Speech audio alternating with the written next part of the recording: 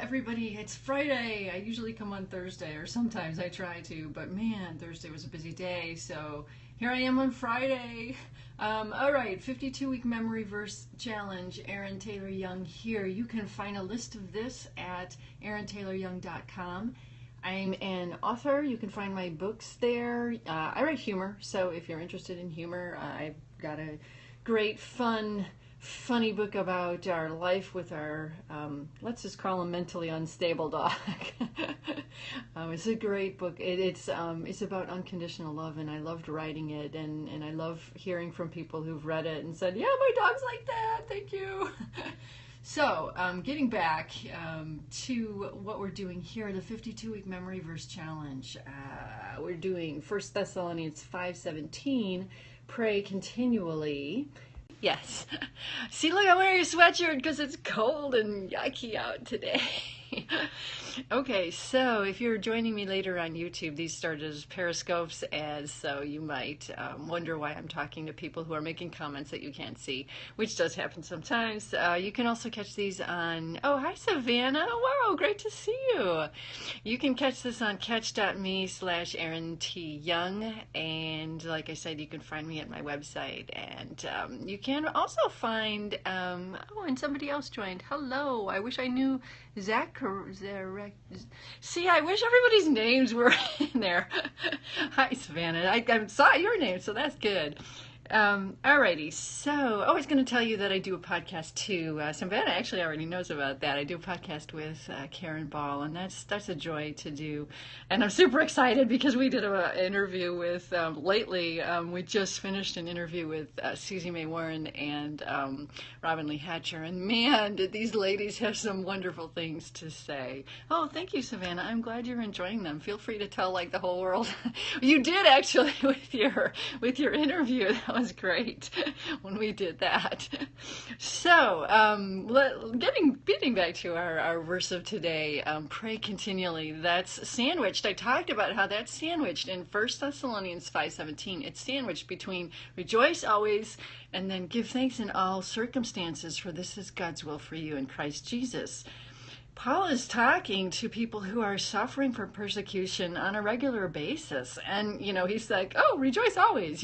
How can we do that? And I think that it's no surprise or secret or that he put pray continually just sandwiched right between those two things, to rejoice and give thanks, because they had a lot of struggles, and prayer is the way that we do that. The way that we figure out how to rejoice always and give thanks. And we talked on Monday, for those of you who didn't see that, we talked on Monday about how the joy, the rejoice always, comes from an understanding of God's sovereignty, which we gain through prayer.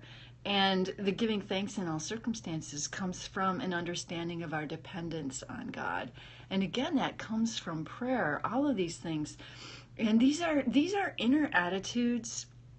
The prayer is an inner attitude, and rejoicing and giving thanks. These are inner attitudes that fuel our outer obedience. Without those inner attitudes, I don't think we can outwardly obey and walk a life of obedience. So, and then we also talked about praying continually. It does not mean you must babble to God like forever. Savannah, I don't know if you have kids, but I had I've got two boys, and man, one of them was like a little chatty Cathy when he was a toddler, and he would just like talk. And I don't think that that's what God means when he says pray continually. It's more, from my studies on that, it's more an attitude of perseverance, yeah, she has one on the way. Okay, so you're going to find this out, Savannah. You're going to find out. You might have a quiet child, or you might have a talky child. You don't know until it comes. But the fun thing is that God does, like we do sometimes get tired of that little voice always saying why, or telling you these things. God does not get tired of hearing us in our voice or in our heart. He does not get tired of hearing us, but praying continually does not mean that we constantly babble to him. It's an attitude of perseverance. It's doing this. It's a continually recurring thing, is the sense of the word. So it's something that we continue to go and do and have an attitude in our hearts. But one of the other things I wanted to talk about with this pray continually verse, because we've also mentioned the armor of God a few times in Ephesians 6:10 through 18. Specifically, I know we talked about the shield of faith. So we've got this whole armor of God that Paul lists out.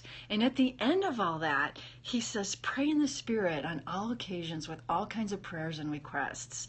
And then he goes on, with this in mind, be alert and always keep on praying for all the saints. I love how we've got all of this armor. And then at the end, it's like, okay, now pray. Pray, pray, pray. And my pastor had a great quote about this that I'm going to share with you. He said, no amount of weapons and armor can produce a valiant warrior. I'm like, you are so right. It's prayer. It's prayer that fuels our outer obedience. It's prayer that fuels the heart of a warrior. And that's what we are. We are, whether we like it or not. We're in a battle. We're in a war. There is a spiritual warfare going on daily, all the time, all around us. And prayer is what gives us heart. I don't know, Savannah or any of you others, I don't know if you guys are into football, if you've ever seen the movie Rudy. That's about a football player who transforms his team because he has heart. Everybody is so inspired by him because of his heart. And that's true in sport. Yeah, see, yes, because I haven't seen that great movie. It is true. So I kind of think of that when I think about our heart.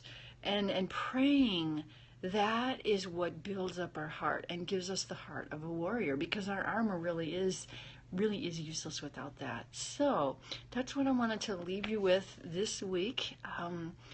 We're talking about, remember, just this paradigm thing, and this is the end. We'll talk about something different in April, but in March we've been talking about changing your paradigm.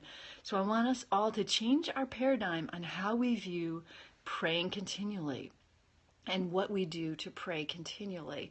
Changing the way we think about it is going to change more things in our life coming up, and we're going to talk about those next month, so I'm excited about that. So, in the meantime, let us, and we'll just read it all because we might as well. Rejoice always, pray continually, give thanks in all circumstances, for this is God's will for you in Christ Jesus. And we're focusing on pray continually, 1 Thessalonians 5:17.